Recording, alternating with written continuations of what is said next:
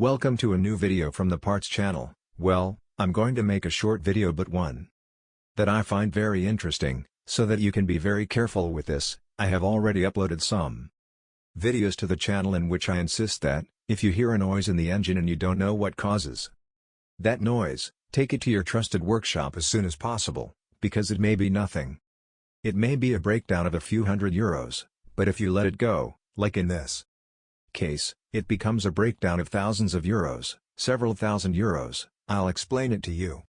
This is the engine of a Ford Transit 2000 Eco Blue engine, and here the problem is that the owner told us that for a few years he noticed vibrations in the engine, and like a squeak, but since he used it to work, he left it until it was too late. The engine stopped. He tried to start it again and it no longer moved, like if the engine was seized.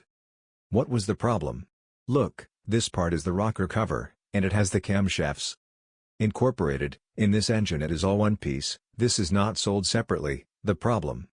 Look, there you see the camshaft. You see that it is damaged. It has been damaged, because the sound I heard, that grinding, even those vibrations, occurred because the vacuum pump, the brake depressor, were seized. If the owner, when you first noticed those vibrations, you would have brought it to the workshop, the fix would have been something as simple as changing the vacuum pump.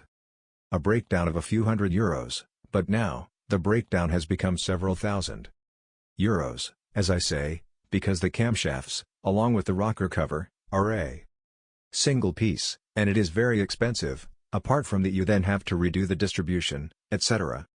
etc. You see, that is the pump vacuum that has created the problem, because it is seized. And this is the new pump. It is also missing that piece, which was broken into several pieces, as I say.